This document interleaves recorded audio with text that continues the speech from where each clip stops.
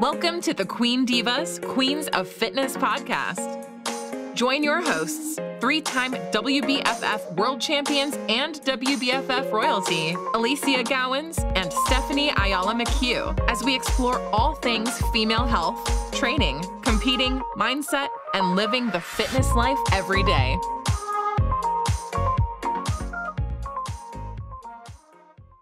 Hello, everybody, and welcome to the latest episode of Queen Divas podcast. I know it's been a hot minute, and as you can tell by my voice, I've been pretty sick. This is probably the best I've sounded in about 2 weeks. And in fact, last weekend, I very nearly didn't even make it to the registration meeting for our show in Sydney. And then for show day, I couldn't do, because I had a bit of vertigo, I couldn't stand up properly. I couldn't do the gala walk with the crowns on stage, and I could not even do my awards. I always do the gala walk. I always give out awards at the end. Oh, you've been sick, darling. That sucks. Yeah, I had a moment. Good to see you. Oh, we have returned, everyone. And I was are here. We are alive. We're surviving, but we're actually thriving. Just, just having a little hiccup here, a little health hiccup. And we actually want to touch base on some of that, like just a little catch up, actually. Ali, how have you been doing besides the sickness? Oh, it's so funny. This is the hard part when you're sick, Steph. I don't know about what it's like for you, because I don't get sick often. So this is actually the first time I've been sick in a freaking very long time, like a solid couple of years. And I find it really hard to turn up on social media when I'm unwell.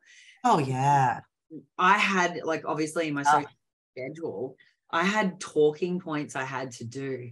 And I had to record a post the show in Sydney.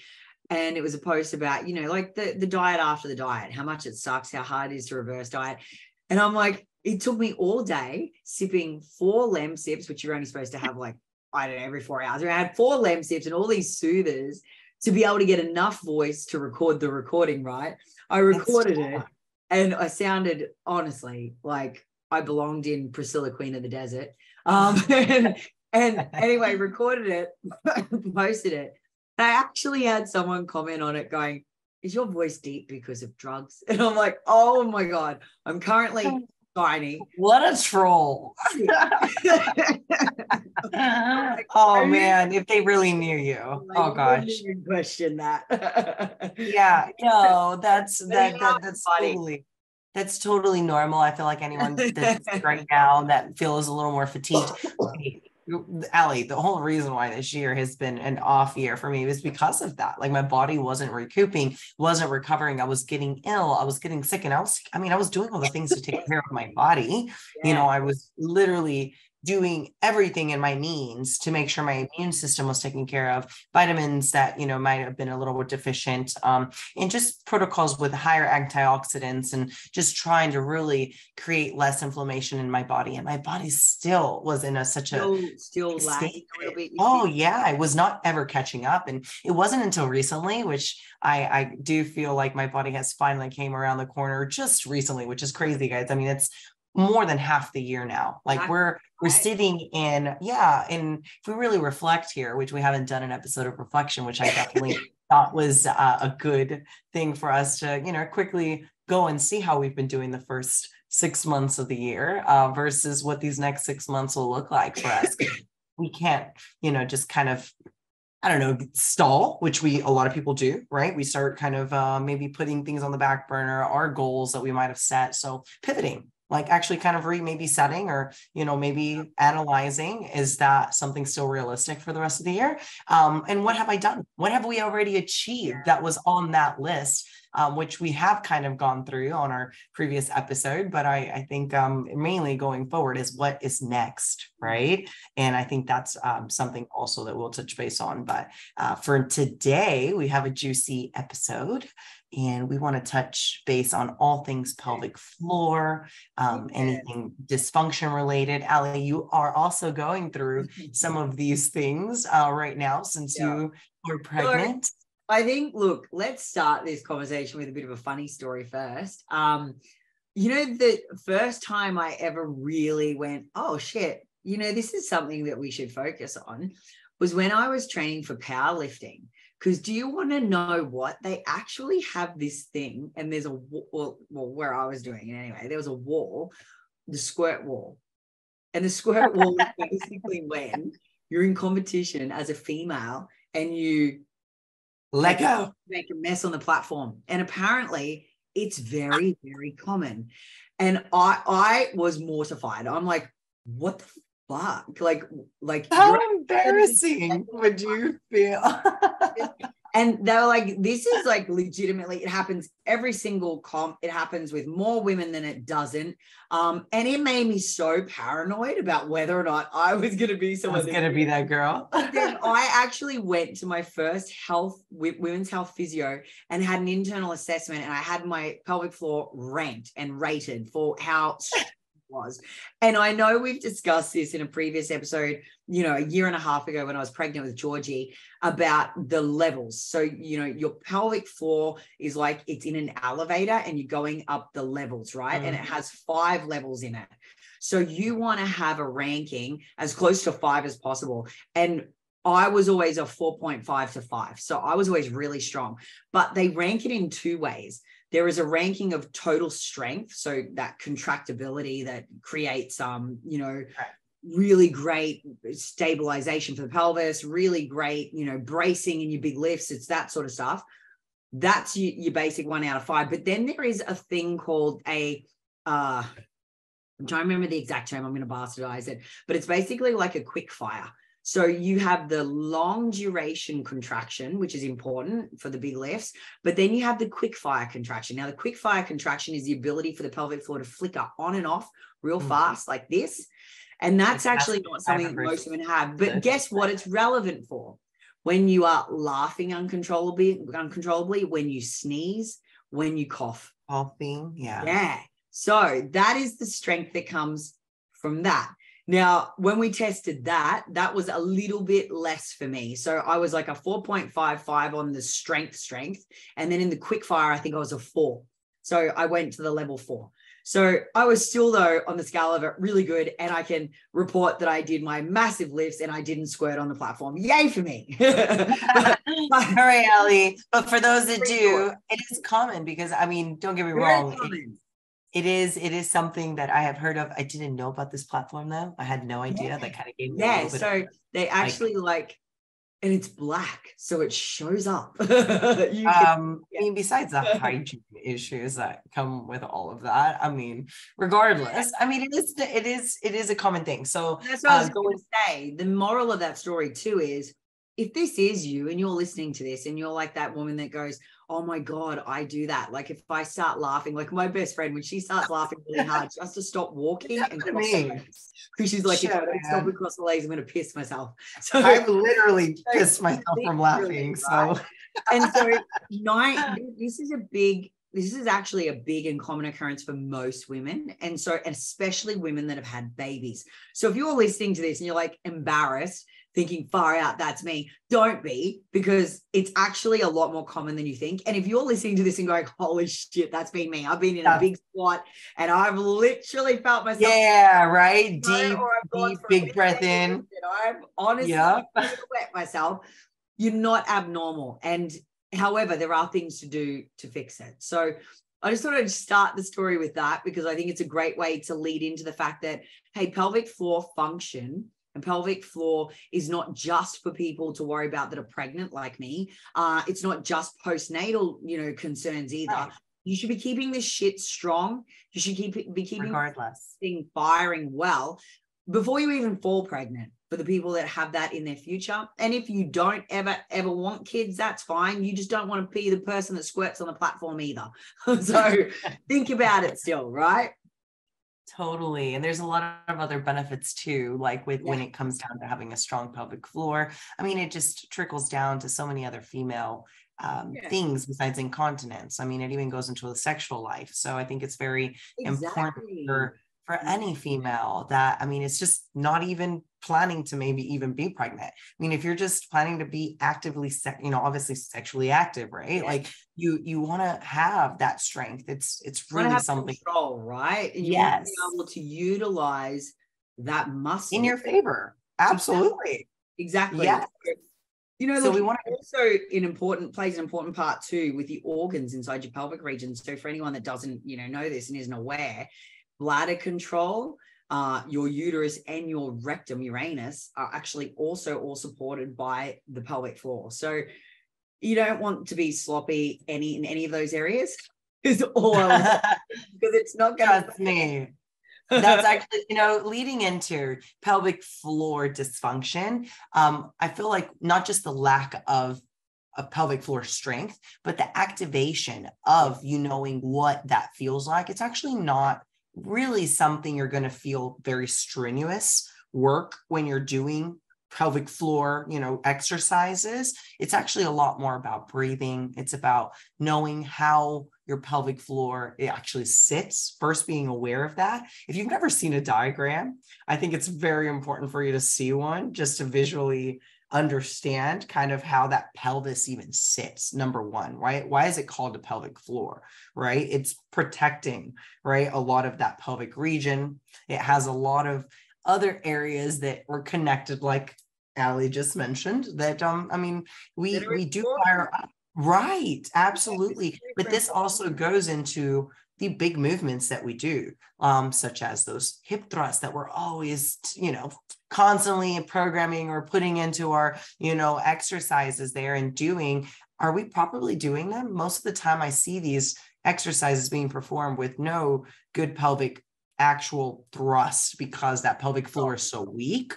And you can tell that individual has a weak pelvic floor, which allows them not to contract the glutes as good. So all of this trickles down, not just for, of course, pregnancy reasons. That, of course, is one of the biggest benefits to make sure that you do have a successful pregnancy and a successful postpartum journey.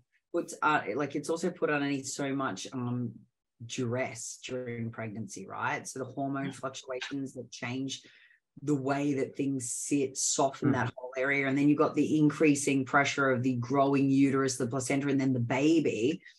You think about that, your day-to-day movement has more impact on that pelvic floor. And if you don't have control over it to begin with, and it's already weak, your likelihood of having dysfunction post is really high, but also prolapses. So actually, let's get into that for a second, because prolapses happen for a lot of women that have never had kids, people that are lifting heavy. And this is the scary part, because as you get into the gym and as you start developing more strength-focused lifting, you are putting yourself at potential risk for a prolapse if your pelvic floor is not supporting the main organs and areas that lead to that prolapse if it's weak, right?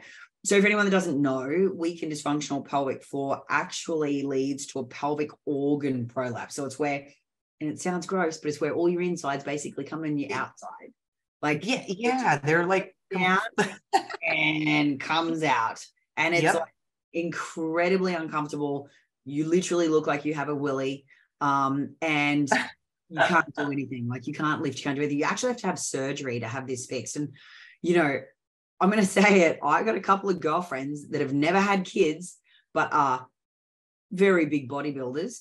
And they've had I've had two girlfriends have prolapses and had to have surgeries in their 30s because they lifted strong and never focused on that actual pelvic floor function. But that's because they're not strengthening that. It doesn't allow them to strengthen those surrounding muscles, which goes into exactly what we're referring to here. You're maybe going through that joint movement and actually still pulling some damn heavy weight. But what are you pulling with? What are you activating? Is it traps? A lot more back rather than glutes?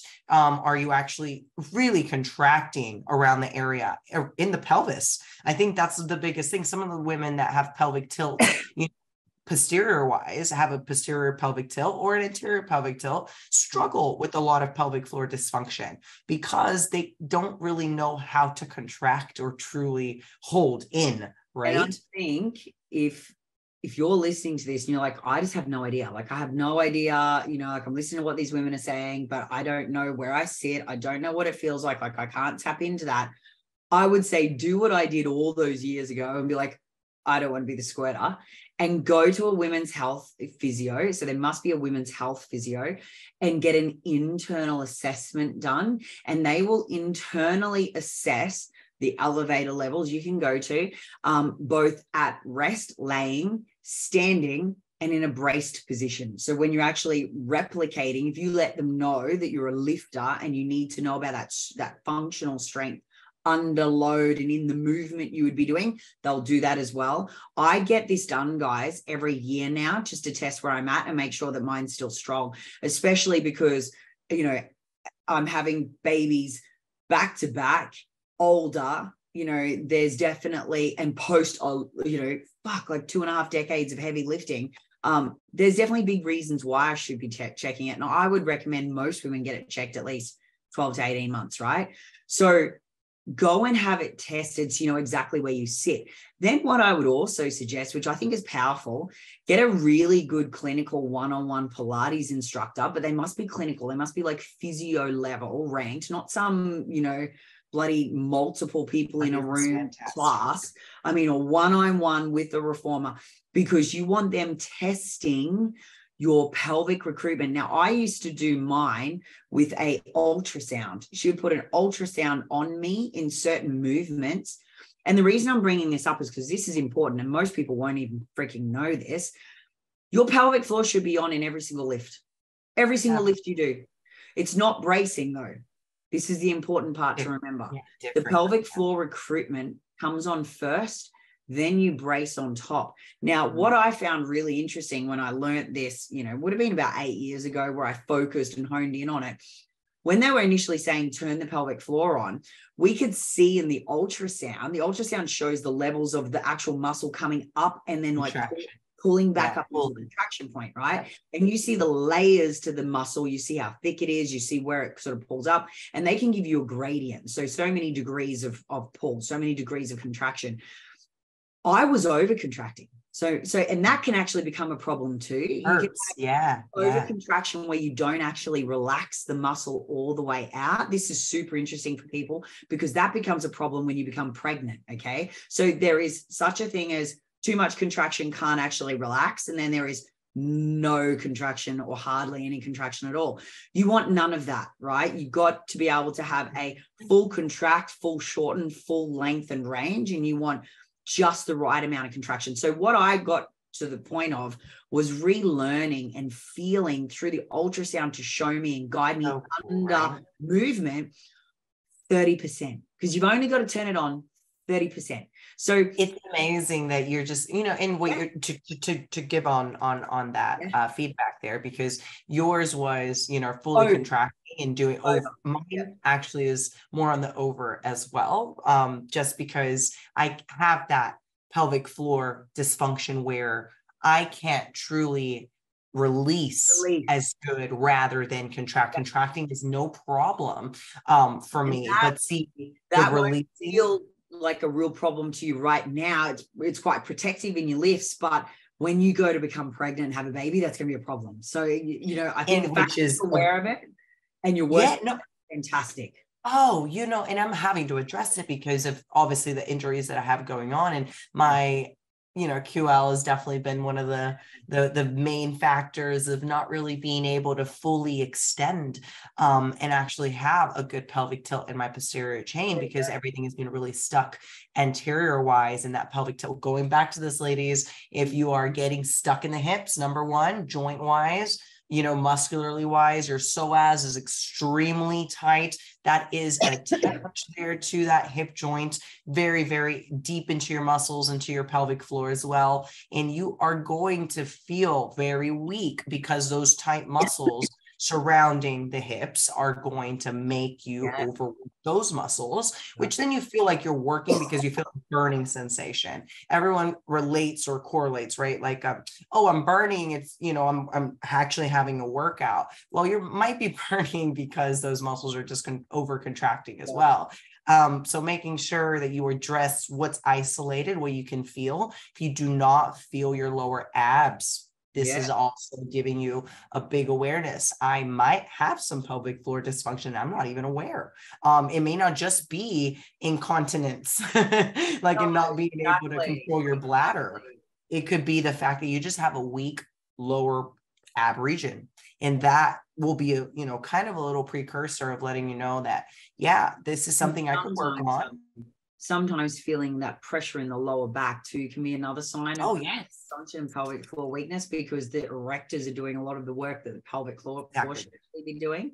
So getting back to the ultrasound part on the 30 degrees that I had to learn. So I had to learn to actually relax and back off a fraction. And then I over the course of like a month or so, I learned what it felt like. So then I knew when I was going into a lift, okay, switching on 30%, now I would inhale, brace, then go through. So now my setup function for a squat isn't just get under the bar, set myself, brace. My squat, setup now is pelvic floor recruit, pelvis, 30% on, then get under the bar, then sharp inhale, then brace, so, and then I hold the pelvic floor throughout the whole range of motion. Now, this is the really interesting thing. For a lot of women, if I told you, turn that on to 30 degrees and hold it, now holding it, breathe through it. So inhale, exhale, keep the hold on. Now, while doing that, move a body part, most people would drop. Most people will drop the pelvic floor, not be able to continue to hold. So this is where training the pelvic floor is really important, because what you're learning how to do is exactly how much it needs to come on, not over, not under. Then it's about learning how to breathe and cyclically work through while still having that recruitment. Then it's about how to put a load on while still having that recruitment. So it's not as easy and simple as it sounds, and there's a little bit more to it. So this is why I'm sort of talking you through the history of what I went through, because I think if you're going to get really serious about how to get the best lifts and the best performance, if you're all about performance, you should be doing this. If you want to be set up really well for a baby and post, you absolutely need to do this. And then for anyone that just wants to have great fucking sex, you need to be doing this, because this is the three big whammies for what most of our listeners are going to be interested in, right? Is those areas. And these are things you need to go through. So I would suggest the Women's Health Physio Assessment, know where you are. I would then suggest, looking at that ultrasound / clinical Pilates. Another thing I did was I bought the little, I don't even know what they're called. They're a physio-based air balloon, and you can pump it up with a pressure thing on the side. I would put it underneath my lower back, just on my coccyx and my butt just slightly up on it. Then I would actually try to keep the dial from moving. I would recruit my pelvic floor on the 30%. I would get to the right spot, and then watching the little toggle, I would do toe taps. So under load, this is how I taught myself under load, breathing through for 10 minutes straight. I would do these toe taps, and I wouldn't let the pressure change. So if you're letting the pressure and the dial move, your pelvic floor is switching off. So I got to the point where at first I could only do a minute. Constant. I built up like a constant for the 10, which is a great tip, Ali. Yeah, what are the exercises going into that? Because that was my next, thing that I was going to touch on was, what are your favorite exercises that you've gone through to strengthen your pelvic floor? Look, there's a lot of different ones, but one that I think is really good, because for women like you and I that had the original, and I don't know if yours has improved, mine definitely has, where it would on, and then the relaxing, it would be hard. Sit onto a Swiss ball, so that your legs are either side and you can feel your anus all the way through to your crotch on the ball, right? Yeah. Like literally, like get on there and spread your cheeks apart. So the whole lot. Like a big sumo, sumo. Stance. Because your pelvic floor is not just at the front. It reaches all the way around. Yeah, that's what I'm telling you, visually get a diagram, you guys. Like if you haven't yet, all you got to do is Google. Asshole. Infographic. It does. You're gonna understand what we're saying here. It's a support. It's like this big triangle that actually goes all the way across. It's like a castle. I like. And then what you need to think about when you're on this Swiss ball, right? You want to think about drawing. So a good cue for people is you're on the toilet, you're midstream, big wee, pinch the wee off and hold it in. Yeah. That is the pelvic floor doing its function, right? Mm-hmm. Being able to control bladder and urination. That is pelvic floor function at its finest. So you want to sit on the ball and you want to feel that motion where from butt to front, you can feel it come up and into the dome. Think of it where it's a dome up there. Think about it coming right up, and you want to visualize it. You want to envision it coming up towards like belly button, right? Internally. Your spine. You want to hold that, and you want to progressively be able to hold that up to like 10 to 20 seconds. Yep. Initially, you're going to find you'll probably hold your breath. That's fine. I just want you to activate it first. Then when you release, I want you to release the whole thing. So I want you to literally feel like it gets real heavy, like dump the whole thing down from the butt to the front. You just feel real heavy across the ball. You can feel every point of contact with the ball. Wait a second, recalibrate before you go again. Initially, it's going to be a little tough for a lot of people who have never done this before, but eventually what you want to be able to do is draw it on, hold, start breathing in and out. Keep it on, keep it on, keep it on. Get your time up, do like 10 seconds, 20-second burst, then drop. Now, that's for your strength marker. So there's the strength that goes, 0 to 5, and then you have your fast-paced, fast twitch element to it, and that's the flickering. So what you then want to do is on, off, on, off, on, off, on, off. So you're up, down, up, down, up, down, up, down, up, down, like a flickering, like you're just flicking the light switch on and off. You want to be able to do that. You're going to feel your shit get so fatigued so fast. I was going to say, if you've never done this, you're going to actually experience a little bit of soreness. Yeah. You will Yeah. on your first go around. You're definitely will if you've never done it. And you're going to get used to an adaptive, just like every muscle group in your body does. We'll get stronger. You will strengthen. Yes. And it's we'll get pretty stronger, awesome. and the endurance capacity of it will increase, which is fantastic, especially for sexual function, but also for incontinence. And you will find that your ability then to hold it through an entire range of motion will absolutely increase. So for anyone else then outside of doing like that exercise, that one I think is probably the absolute best one for a complete beginner. Then what you want to do, and this is one I always do, 2 minutes in the morning brushing my teeth, 2 minutes at night brushing my teeth. I do it while I'm standing. This is really important. We don't squat laying down. Squat standing. So there is an element of gravity and pressure and everything on that pelvic floor, standing motion. You need to be doing your pelvic exercises standing as well as sitting and laying. Most people will do them sitting or laying down. Or laying. Don't only do that is my next piece of advice. Go then from a seated position on the ball to a standing position and do them, if you want to do them like me, where it's 2 minutes in the morning, 2 minutes at night, while I brush my teeth, that's 4 minutes a day. They tell you to try to do it 2 to 3 times a day, especially while pregnant.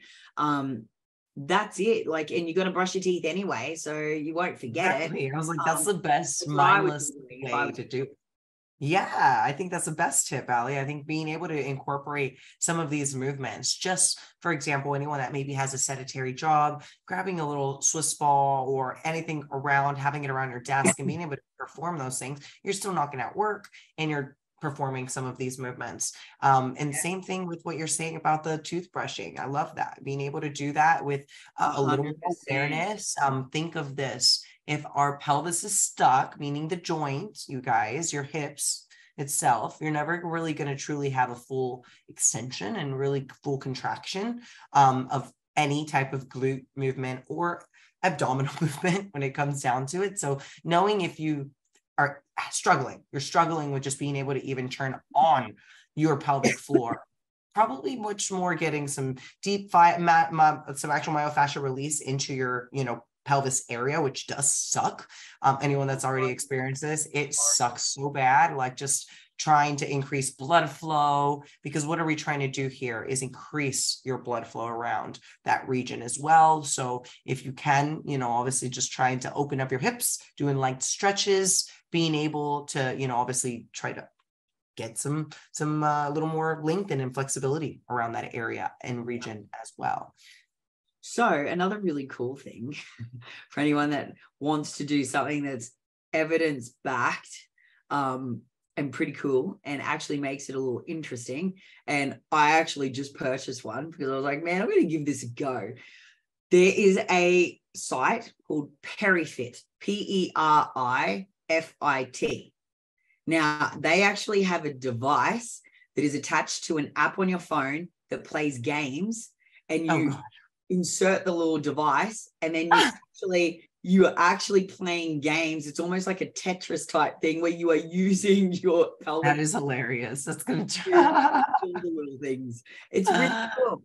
I think it's going to make it, you know, way more fun to do things, but it's a very modern way too, because you're going to get the data.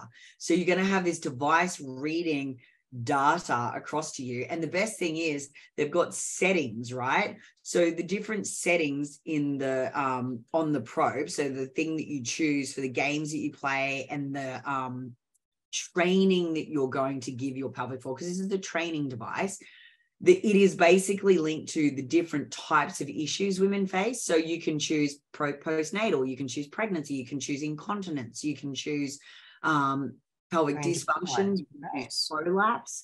So whatever it is that's relevant to you, you choose, and you have a specific training program for your hoo-ha, which I think that's individualized if you want to get with it. Right. I mean, I'm going to stick to my I thought I'd get it for and try, because I just thought, why the hell not? Let us know, Allie. From the evidence, it significantly increases the rate of return postnatal. So because I'm having a C-section and I'm not going to be able to do much stuff, I thought, well, you know what? I can play some games for the first 6 weeks and get my make it fun. Why not? Right. Well, let us know, because we're going to be interested to find out what that. But another thing that they really actually promote with this particular product is sexual function, like the increase in strength and the increase in, contraction capacity during sexual intercourse. So that's like really, the biggest major benefit of this. Exactly.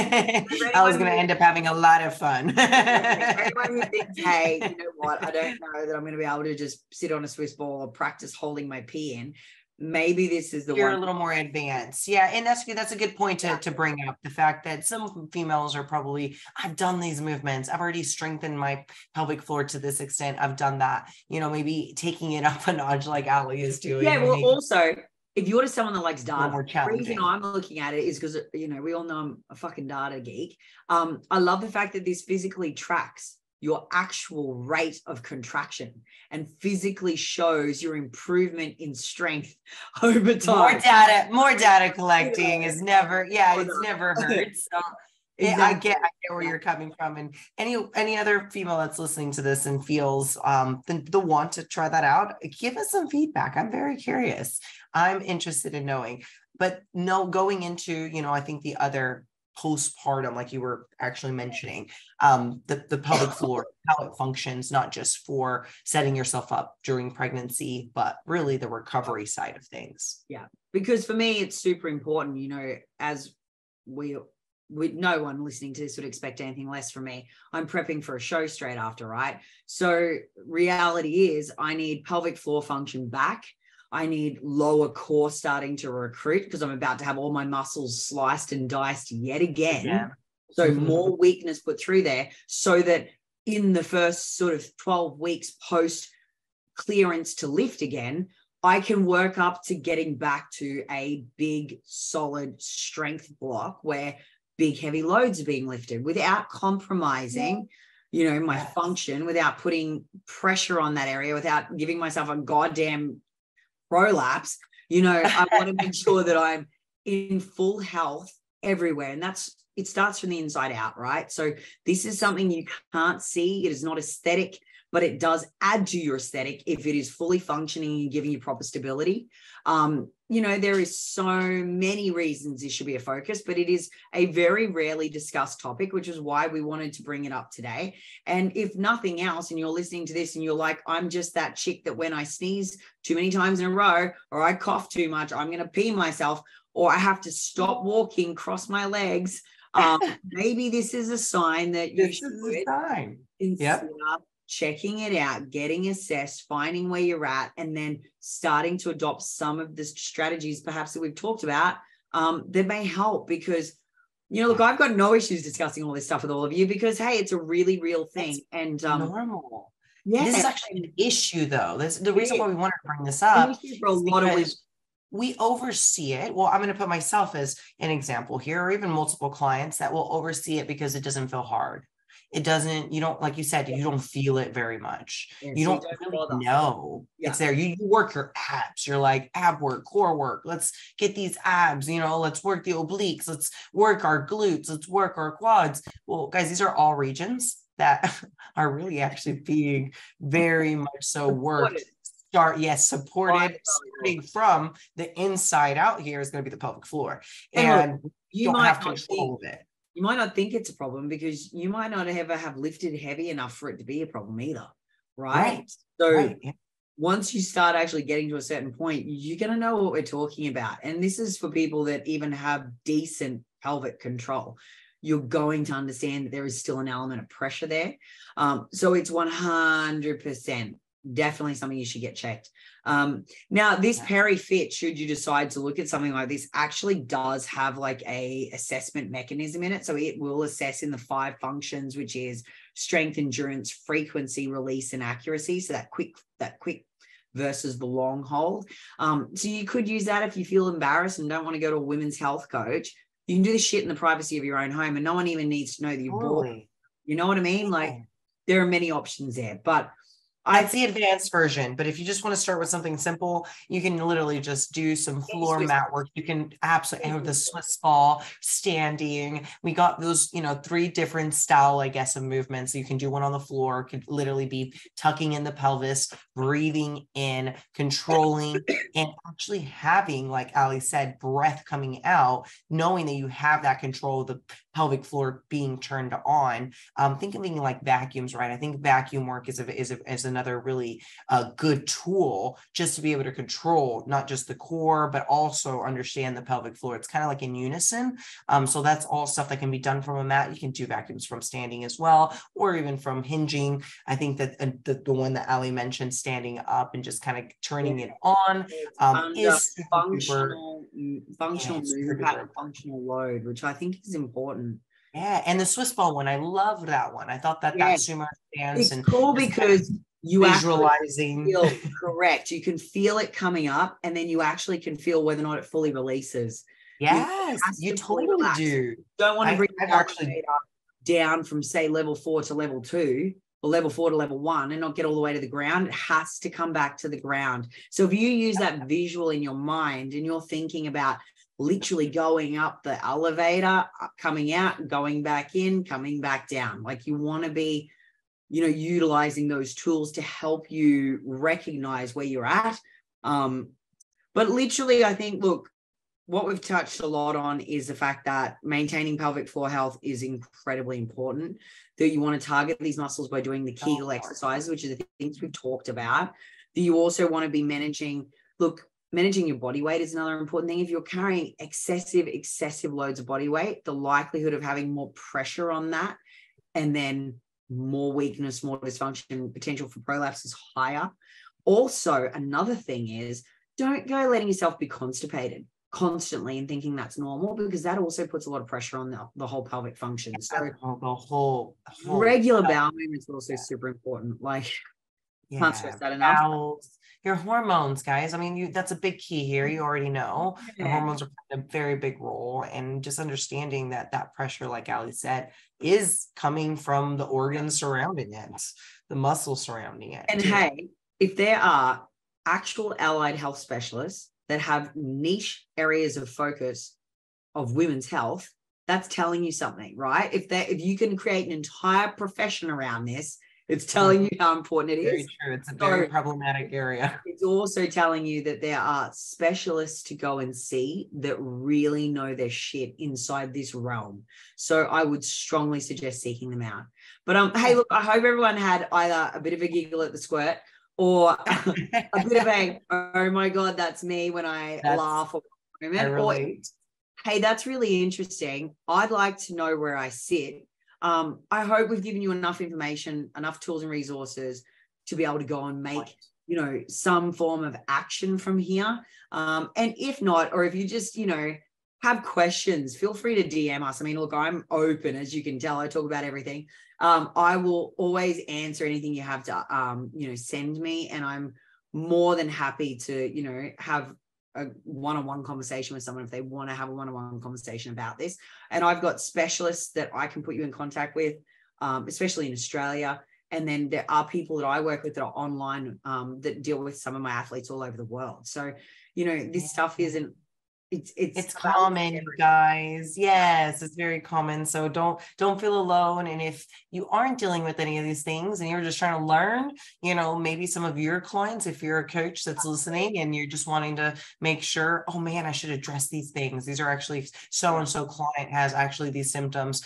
So definitely take a look at, you know, those people. And if you're that person, start getting that pelvic floor stronger. You're just going to benefit. It feels so much better for so many other things in life. So not just, you know, holding your urine and not being able to pee on yourself, but so much other positive things. But again, I agree, Ali, if anyone's ever, you know, in just need of wanting a little extra information, please never hesitate to reach out to us. And we really appreciate you guys listening and tuning in.